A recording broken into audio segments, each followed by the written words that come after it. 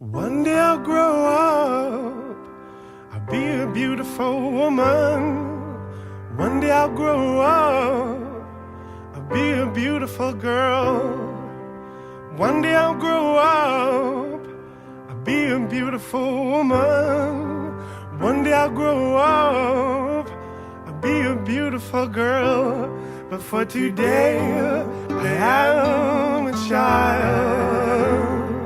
For today I am a boy. For today I am a child.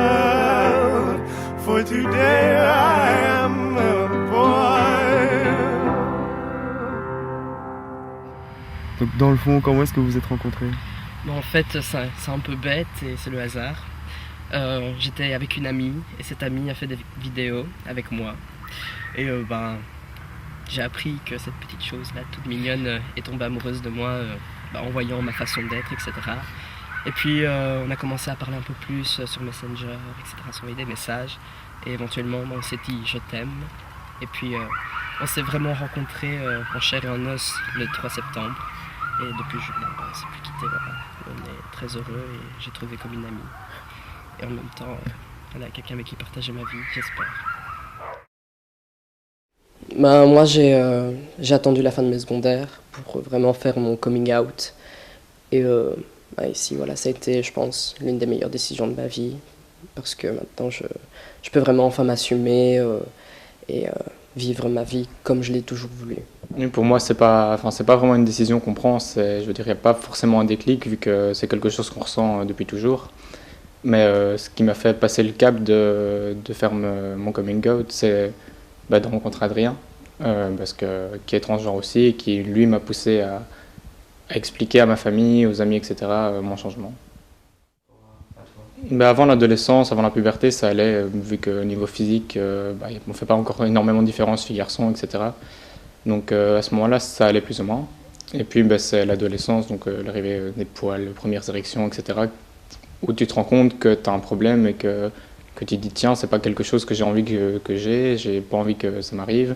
Et puis, pour moi personnellement, la question c'était pourquoi moi il n'y a pas de poitrine qui se développe, pourquoi les filles elles ont le droit de faire ça et pas moi, et pourquoi voilà. Ma poitrine, mes hanches qui ont poussé, etc. J'ai eu les règles, la chose la plus réjouissante quand tu es une femme. Et voilà, je ne comprenais pas du tout ce qui arrivait. Je me disais, je sais très bien que je suis une femme, mais c'est pas ça que je veux. C'est pas ces changements physiques-là que je voudrais, quoi. Et du coup, à cause de ça, ça a été, on va dire, un enfer pendant l'adolescence, quoi, au niveau psychologique. Beaucoup de questions, beaucoup d'isolement. Donc, voilà. Personnellement, oui, c'est surtout par rapport à ça que je trouve qu'il y a une grosse difficulté par rapport aux personnes trans, etc. C'est qu'on a un manque d'informations, que oui, ce soit au milieu scolaire, etc. On n'en parle jamais, quoi. Enfin, je veux dire, personnellement, quand j'ai commencé à vraiment comprendre que j'étais pas dans mon corps, etc., j'avais 12 ans, où les changements physiques se le faisaient le plus et que j'avais du mal. Et jamais j'ai entendu parler de trans, etc., que ce soit à l'école ou autre part, quoi. Donc, Pareil aussi, et puis on voit jamais rien à la télé par rapport à ça, quoi. Il faut vraiment aller chercher en fait sur internet, s'informer nous-mêmes, quoi. C'est ce qu'on a dû faire pour vraiment mettre un mot en fait sur ce qu'on ressentait. Vous pensez que c'est un tabou à l'heure actuelle? Ouais, c'est encore un énorme tabou. Je sais pas si on peut dire des exemples qu'on a dans la vie. Mais c'est ça, c'est un tabou et surtout énormément de préjugés en fait. Et je pense que c'est ça aussi qui crée le tabou, c'est que les gens pensent plein de choses par rapport à ça qui ne sont pas vraies et que justement c'est ce qui crée aussi le tabou dans nos sociétés, quoi. Donc, One day I'll grow up, I feel the power in me. One day I'll grow up, of this I'm sure. Donc bonjour, que savez-vous des transgenres? Ce que je vois à la télé, c'est tout. C'est-à-dire? Les informations qu'on nous donne, leur façon d'être, leur façon de vivre. Écoutez, que ça existe de plus en plus. À mon avis, ils viennent beaucoup du Brésil. Et que, bon, je sais pas, les opérations peut-être autorisées par ici, je sais pas encore. Pas grand-chose, je sais juste que j'ai entendu à la radio qu'apparemment, je pense que depuis 1980, quelque chose comme ça, c'était déjà reconnu en Irak. Maintenant, voilà, c'est tout ce que je sais. Enfin, je ne m'intéresse pas vraiment au sujet, les gens sont comme ils sont. Voilà quoi. Eh ben, pas grand-chose, mis à part qu'ils veulent changer de sexe. Ça, à part ça, je sais pas si toi tu... Moi j'en connais, j'ai même des amis qui sont transgenres et c'est des gens qui sont relativement normaux en général. Ça, oui. En avez-vous déjà fréquenté? Non, pas personnellement. Oui. Et comment l'avez-vous vécu? Ben, chacun fait sa vie comme il veut, et chacun a ses idées, et chacun vit sa sexualité comme il veut. Non, jamais. Et êtes-vous surpris de ces changements qui sont de plus en plus accessibles? Ça me choque, oui. L'évolution part en queue de cerise, parfois je trouve ça un peu trop. C'est des gens qui ne me dérangent pas, mais il ne faut pas non plus que ça devienne trop à l'extérieur. Non, parce que comme je vous le dis, je pense que les gens ont besoin de se sentir bien dans leur peau et si ça peut leur permettre de mieux vivre et de mieux s'accepter, pourquoi pas. Ça me pose pas de problème. Moi je pense que c'est bien parce qu'il y a des gens qui sont pas bien dans leur peau à cause de ça dès le départ et que du coup c'est ouvert à plus de monde et qu'ils sont mieux après en fait ces personnes-là. Donc voilà, je trouve que c'est bien. Je pense pas qu'on ait cette idée de changer de sexe du jour au lendemain comme Oui, ça. c'est Ça doit être Il y a réfléchi. une longue réflexion derrière. Il y a une longue réflexion, il y a un sentiment profond à l'intérieur, je pense. Donc je pense pas qu'on devrait mettre des barrières pour dire non, ne faites pas ça. Au contraire, si tu le sens, d'abord quand même, oui, en parler d'abord pour être sûr que c'est un bon choix, que c'est vraiment ce que tu veux faire. Mais je crois pas qu'il faut l'interdire. Autant que ce soit accessible, mieux vaut que ce soit interdit. Quoi. Voilà, c'est ça. Vous en avez déjà rencontré? Oui, j'ai déjà été à des spectacles de transformistes, donc je trouve ça bien, c'est chouette. C'est vrai que les gens font pas encore énormément de différence entre tous les termes et tout. Il faut savoir qu'il y a des gens qui parlent de transjournalisme et ça c'est plus des gens qui vont vouloir qu'on les appelle, qu'on les genre au féminin ou au masculin, mais sans pour autant par exemple faire les opérations, sans prise d'hormones ni rien, c'est juste donc un changement de genre tel quel mais sans changement de sexe. Donc à partir du moment où il y a un changement de sexe, où on veut vraiment changer de corps, prise d'hormones, opération, etc., là c'est transsexualité. Donc, voilà. Et les gens qui ne font que se déguiser, je veux dire, à l'opéra. Ça, c'est tout ce qui est travestissement, donc c'est hommes et femmes compris. Ça, c'est pas du tout pareil. Disons que c'est à un moment de leur vie, ils vont faire ça à un moment, donc, par exemple pour une soirée ou je ne sais pas moi. Donc ça, c'est pas du tout pareil. Nous, on fait ces changements-là vraiment pour toujours. C'est ce qu'on est à l'intérieur. Voilà, et nous, on veut juste le rendre, on va dire, public. Et pour que les gens, pour qu'on... Un bête exemple, quand j'ai cherché du pain, qu'on me dise monsieur et pas madame, tout simplement. Donc voilà. Mais c'est vrai que le fait que les gens ne fassent pas vraiment la différence, etc., ça pose parfois des problèmes parce que ça met lieu à plein de préjugés, plein d'idées reçues par rapport à ça, quoi. Parce que pour pas mal de personnes, un transsexuel, c'est quelqu'un, c'est un gay par exemple, ou une lesbienne qui est refoulée et qui donc veut changer de sexe pour sortir avec le sexe opposé à ce moment-là, quoi. Donc, ou ce genre de choses, ou que c'est quelqu'un un garçon qui n'assume par exemple pas sa féminité et qui donc veut changer de sexe pour pouvoir s'habiller comme il veut, etc. Alors que pas du tout. C'est vraiment quelque chose qu'on ressent en soi et qui n'est pas fait parce que c'est la mode ou parce qu'on a envie qu'on parle de nous, ce genre de choses. Ce que je pense être transgenre, mais c'est une bonne question. Je me dis que c'est quelque chose qui doit être difficile pour la personne, à assumer peut-être aussi. Et transgenre, ça va jusqu'à l'opération et c'est vraiment toute la transformation de la personne. Donc oui, chapeau pour ceux qui vont jusqu'au bout de cette transformation, parce que j'imagine qu'il y a tout le côté aussi, j'imagine, je le sais parce que j'en ai déjà fréquenté dans mon travail, qu'il y a toute la partie psychologique aussi qui est dure, donc voilà, chapeau aussi. On doit aller voir le psychologue déjà pour en parler. On ne peut pas aller voir non plus tous les types de psychologues. Il faut que ça soit une équipe spécialisée dans la transidentité. Et on lui parle tout simplement qu'on aimerait poursuivre des changements physiques, etc. Et oui, et aussi papier, donc administratif. Et de là, il va nous emmener chez l'endocrinologue qui lui va faire tout ce qui est test sanguin pour voir si les karyotypes, donc pour voir si les chromosomes, etc. correspondent à ce qu'on était, donc fille, 100% fille ou 100% garçon. Et c'est aussi la personne qui va nous donner la première prescription d'hormones et qui va faire après encore tous les tests, etc. pour voir si notre corps peut supporter les hormones. Et ensuite, on a le psychiatre qui lui va vraiment donner à 100% on va dire le lancement. C'est lui qui va faire le papier pour tout ce qui est changement administratif et qui va dire aux autres, ok, ben, cette personne-là est apte psychologiquement à changer, quoi, à transitionner. Donc on doit répondre à 500 questions sur un ordinateur. Enfin, c'est des questions variées. Donc, par exemple, est-ce qu'on sauvera un chien ou c'est vraiment, est-ce que quand on regarde un film triste, est-ce que vous allez pleurer, est-ce que vous allez rire, ou des questions comme ça. Et donc on doit répondre ça en 1 heure.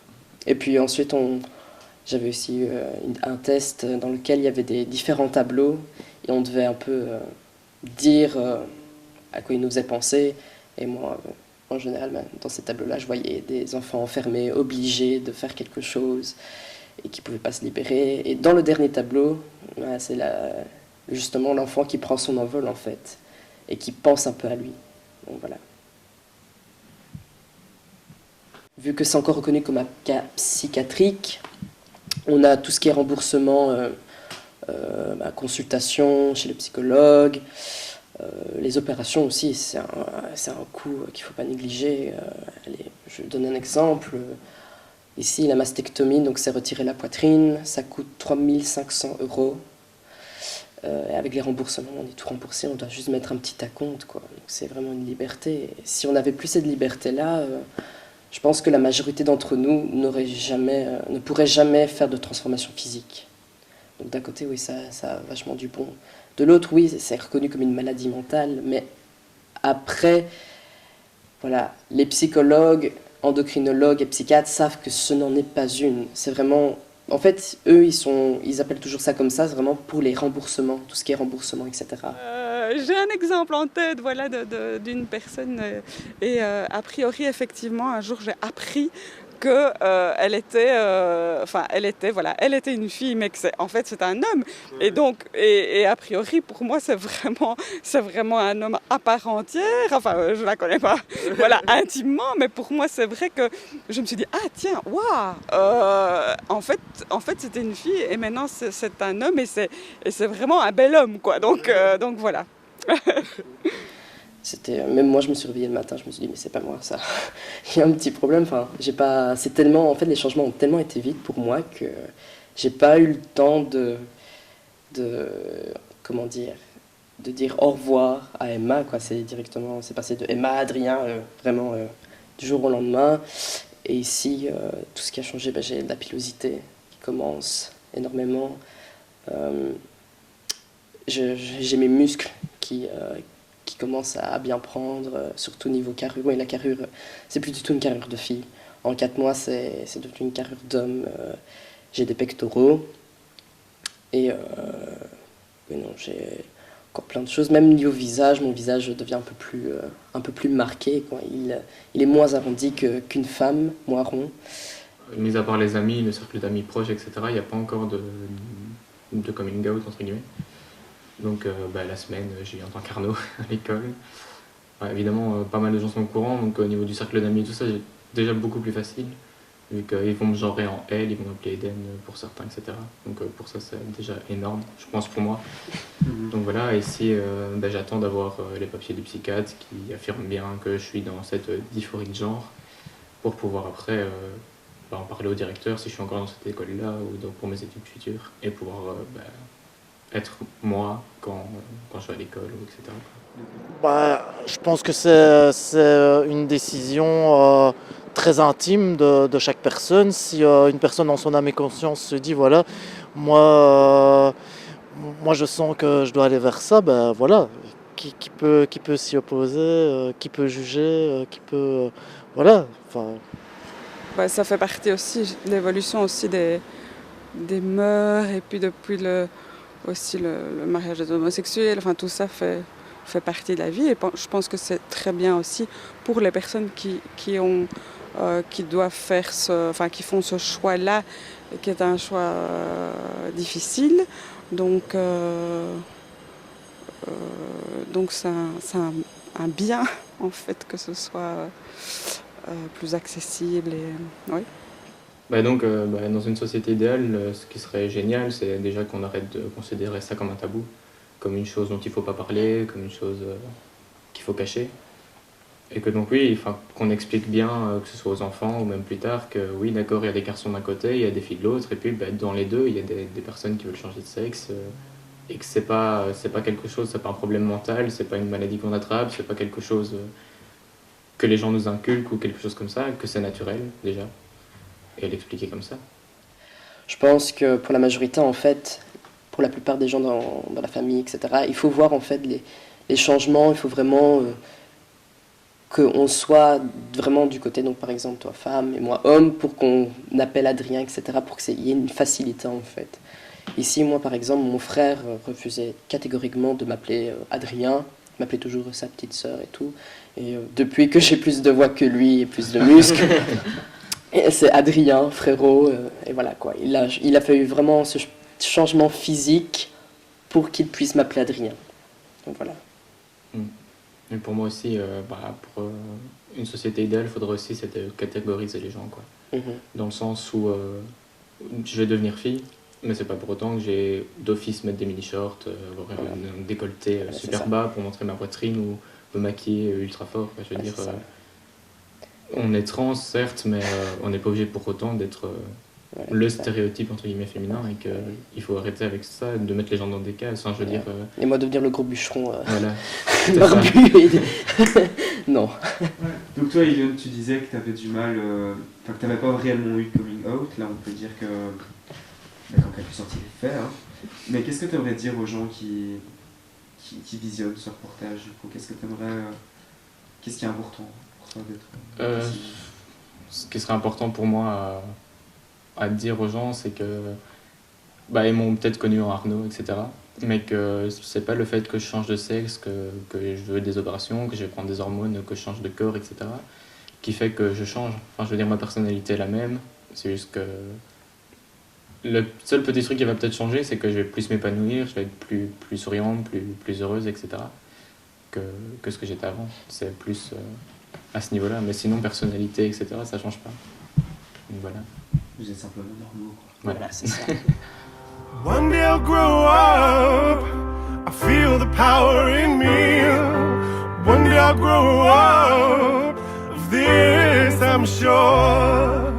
One day I'll grow up, I'll know a womb within me. One day I'll grow up, feel it full and pure.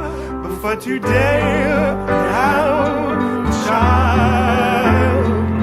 For today, I am a boy. For today, I'm a child. For today,